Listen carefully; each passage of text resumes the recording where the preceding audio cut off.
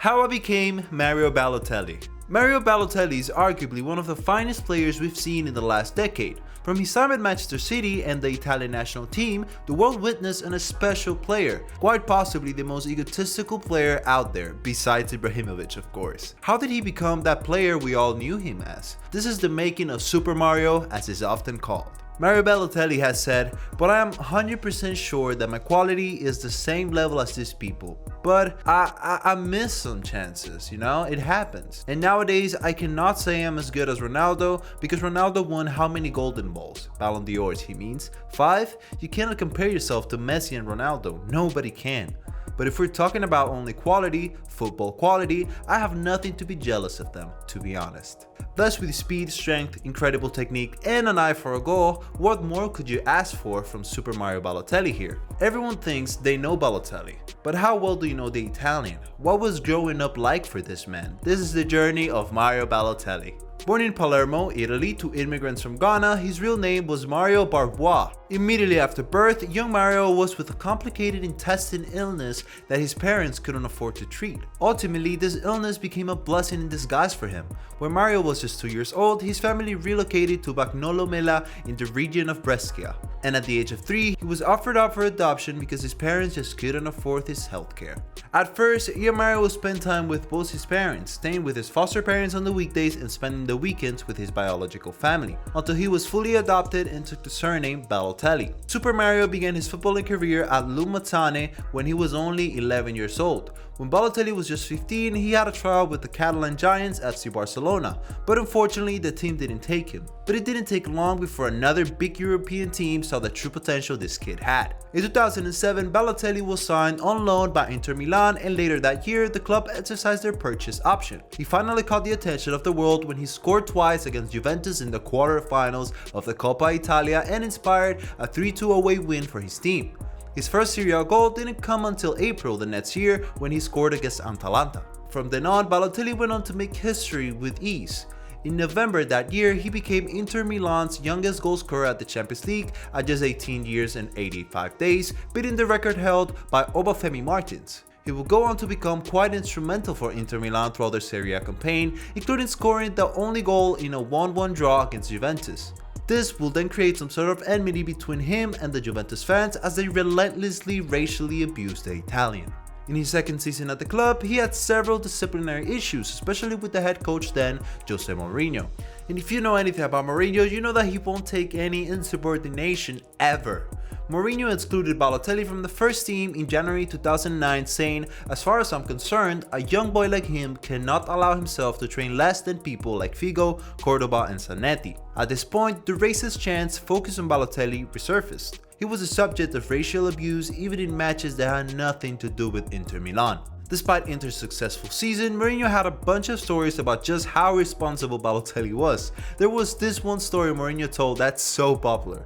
Mourinho said, "Mario gets a yellow card in minute 42, 43, so when I go to the dressing room at halftime, I spend 14 minutes of the 15 speaking only for Mario. Mario, I cannot change you. I cannot make a change. I don't have a striker on the bench, so please do not touch anybody.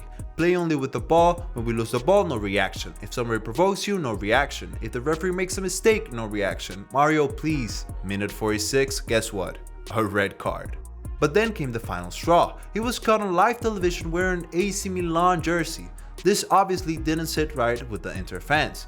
He apologized for this and got a last chance. Mourinho gave him one last shot against FC Barcelona in the Champions League, but he threw that down the drain when he threw the Inter jersey on the ground after he was booed by the fans. Even his teammates disapproved of this behavior, with Zanetti saying, "Mario needs to focus on doing what he can do on the pitch. He can't allow himself to behave like this." Amid all these controversies in his behavior, many elite European clubs, including Manchester City and Manchester United, were interested in buying Balotelli. After weeks of deliberation and speculation, Inter reached an agreement with Manchester City for the transfer of Balotelli for a fee of 21.8 million euros. Balotelli was finally reunited with his former Inter Milan coach Roberto Mancini, who welcomed him saying, "His style of play will suit the Premier League, and because he's still so young, there is a big chance for him to improve. He's a strong and exciting player and City fans will enjoy watching him." Despite his behavior, he was actually a great signing for the club. On his debut for Manchester City, he came on as a substitute and scored the only goal in a 1-0 win over Politecnica Tomissiora in the Europa League. However, he incurred an injury to his right knee and underwent surgery that kept him off the pitch for a while. In his third Premier League game, he scored a brace and received a red card in the same game. Balotelli never stopped being Balotelli. Roberto Mancini said this about Balotelli: "The problem is because of his age, he can make some mistakes. He's Mario, he's crazy, but I love him because he's a good guy." In 2010, the Italian won the Golden Boy Award, then said that of all the past winners, only Lionel Messi is slightly better than him. Balotelli then went on to score some pretty important goals for Manchester City, including against top clubs like Chelsea, Manchester United, Everton, and many more. But his disciplinary problems worsened. He got a 4-match ban for stamping Scott Parker during a game against Tottenham. When he came back from this ban, he went back to his goal-scoring ways. Later that year, Balotelli received his 4th red card of the season for a tackle against Arsenal Sagna. The Premier League banned the Italian for 3 matches. After the game, Mancini had lost his patience with Balotelli and claimed that he wouldn't feature in another game for Manchester City. Despite this, he came on as a substitute in what will go down as one of the most unforgettable matches in the Premier League history. He was the one that gave the assist to Aguero for his 94th minute goal that sealed the Premier League trophy for Manchester City, their first league trophy since 1968. This was Balotelli's only Premier League assist. That was his last contribution to Manchester City. He was signed by AC Milan, his former direct rivals, in a deal worth 20 million euros. And he had an outstanding first season for the club, netting 12 times in 13 appearances.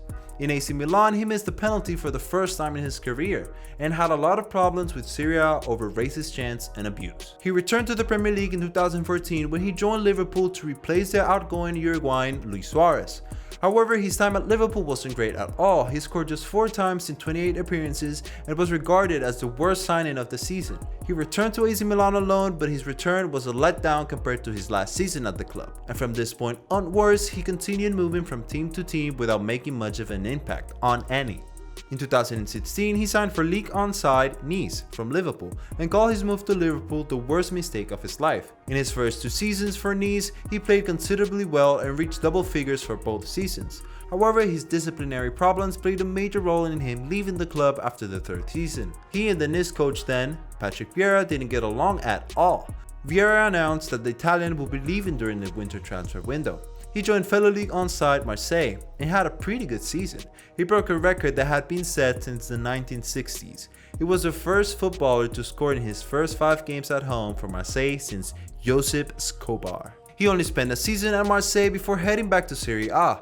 He signed with his hometown football club Brescia for free. Due to a 4-match ban he had in Marseille, it took him some time before making his debut for Brescia. At the end of the 2019-20 season, Brescia were relegated to Serie B and Balotelli became a free agent. In 2020, Balotelli signed for Serie B side Monza.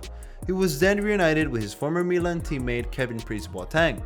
It was only a 7-month contract though, and after his time with the club, he moved to Turkey.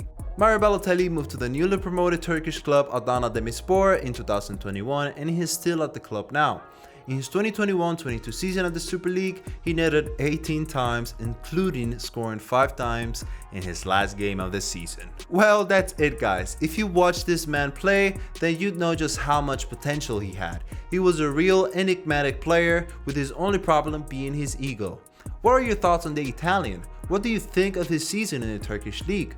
Do you think he still has what it takes to improve any team he joins? Do well to drop your suggestions in the comment sections below. Thank you for watching. If you liked the video, make sure you smash the like button, subscribe if you haven't already, and hit the bell icon so you can get notifications about any future videos.